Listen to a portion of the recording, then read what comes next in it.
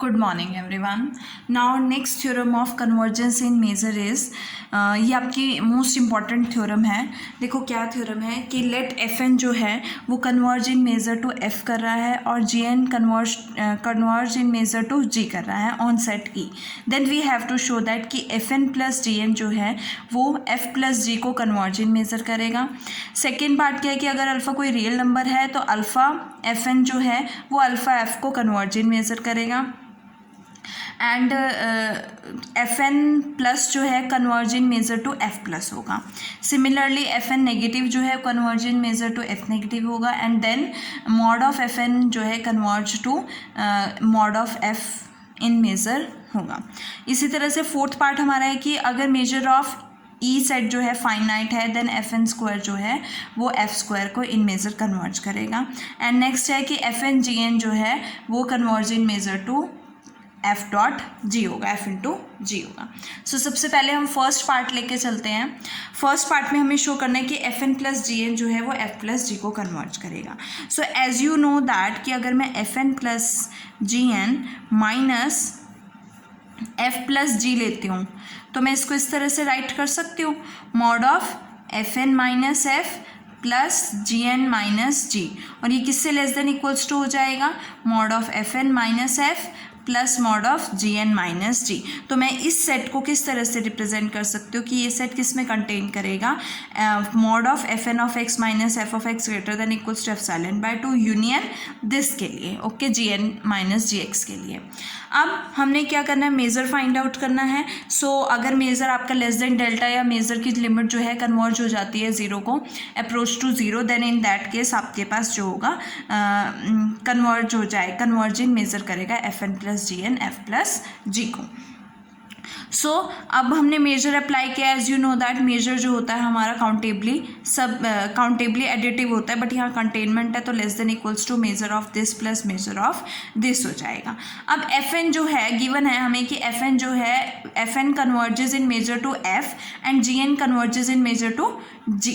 तो अगर f n converges in measure to f है तो ये सेट क्या हो जाएगा, लेस देन डेल्टा हो जाएगा, और ये सेट भी क्या हो जाएगा, लेस देन डेल्टा हो जाएगा. या फिर हम कह सकते हैं कि अगर मैं दोनों तरफ लिमिट ले लेती हूँ, taking limit on both sides as n approaches to infinity, तो आपके पास एफ एन जो है एफ को कन्वर्ज कर रहा है इन मेजर और जी एन जी को कन्वर्ज कर रहा है. तो इसकी लिमिट क्या हो जाएगी, जीरो को अप्रोच करेगी, इसकी लिमिट भी जीरो को अप्रोच करेगी. तो ये पूरे सेट की लिमिट किससे अप्रोच करेगी, जीरो को अप्रोच करेगी. और अगर इस सेट की लिमिट जीरो को अप्रोच कर रही है it means f n plus g n जो है वो किसको कन्वर्ज कर रहा है in measure, f plus g को कन्वर्ज करना है. So we can say that कि अगर f n converges in measure to f and g n converges in measure to g, then we can say that f n plus g n converges in measure to f plus ji.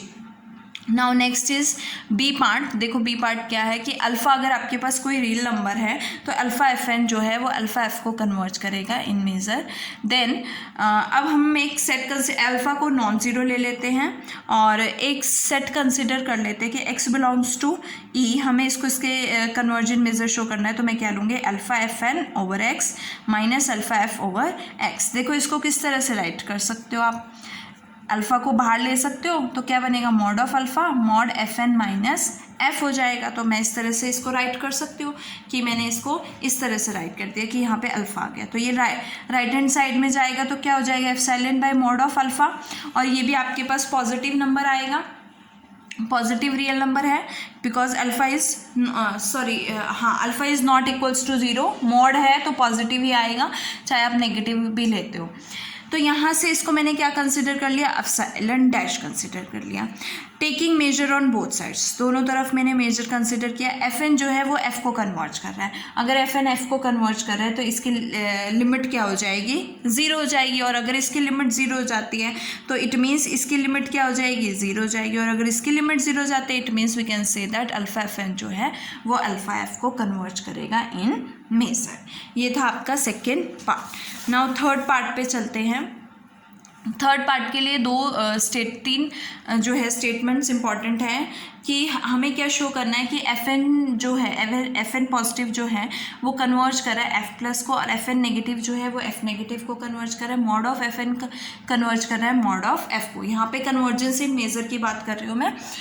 So as you know that कि mod of f n plus minus mod of minus f plus जो है हमेशा less than equals to f n minus f की होता है। इसी तरह से नेगेटिव वाला भी less than equals to mod of f n minus f होता है। पहले हम ये कंसिडर करके चलते हैं। तो मैंने सेट कंसिडर किया x belongs to e, mod of f n plus x plus minus f plus over x greater than equals to epsilon. तो ये किस में कंटेंड होगा, यहाँ से इस सेट में कंटेंड हो जाएगा। Taking major on both sides, दोनों तरफ मेजर ले लिया।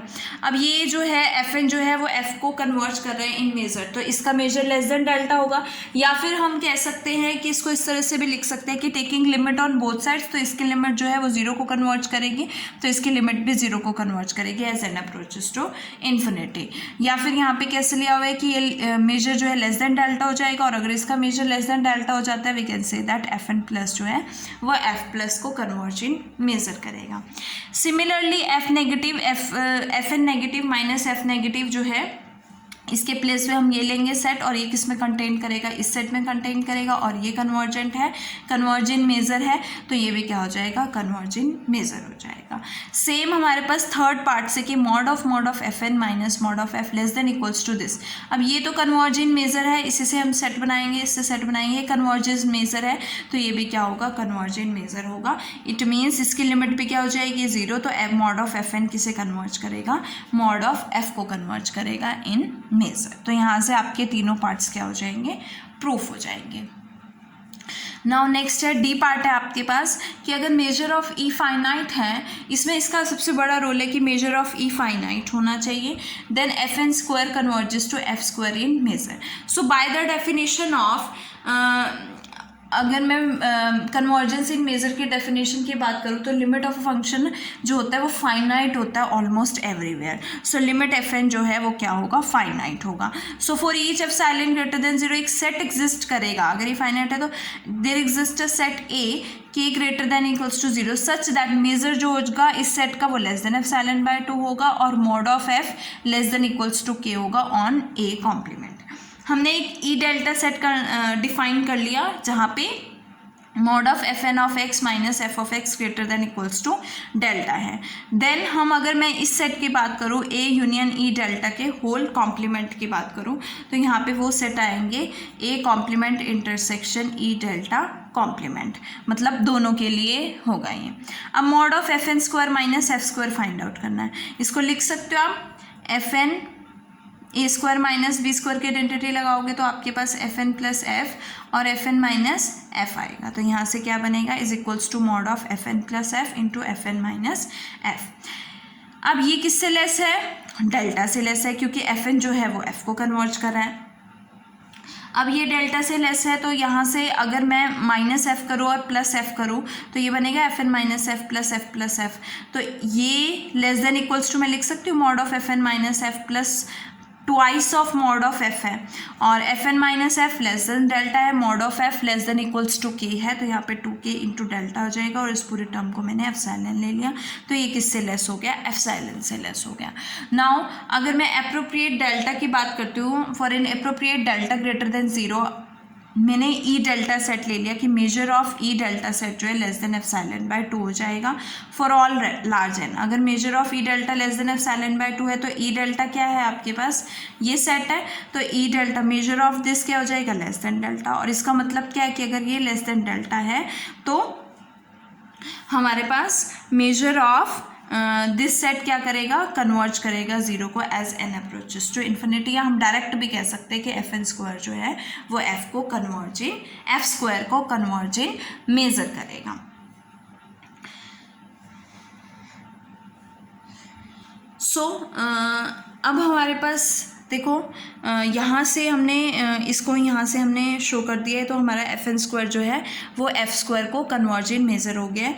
अब हम फिफ्थ पार्ट चलते हैं। फिफ्थ पार्ट में सभी पार्ट्स का यूज़ होगा ऑलमोस्ट कि एफ एन जी एन जो है वो एफ जी को कन्वर्ज करेगा इन मेजर।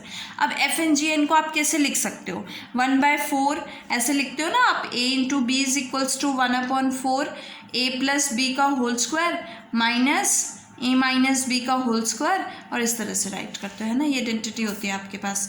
सो यहाँ से F n plus g n जो है वो किसे कन्वर्ज करेगा, एफ प्लस जी को कन्वर्ज करेगा, है ना। एफ एन जी एन जो है एफ प्लस जी को कन्वर्ज करेगा, और इसका स्क्वायर किसे कन्वर्ज करेगा, इसके स्क्वायर को कन्वर्ज करेगा, मतलब ये किसे कन्वर्ज करेगा, F plus g whole square को कन्वर्ज करेगा, और ये F plus g whole square को कन्वर्ज करेगा, ये हो गया F plus g whole square को, और ये किसे कन्वर्ज करेगा यहाँ से, एफ माइनस जी होल स्क्वायर को कन्वर्ज करेगा, और अल्फा एफ एन से ये पूरी टर्म किसे कन्वर्ज करेगी, 1/4 f plus g whole square minus f minus g का होल स्क्वायर, जो किसके इक्वल आएगा आपके पास, एफ इंटू जी के इक्वल। तो यहाँ से आपके पास एफ एन जी एन जो है वो किसे कन्वर्ज करेगा, एफ जी को कन्वर्ज करेगा, और इसके साथ आपका कन्वर्जेंस इन मेजर का टॉपिक खत्म होता है।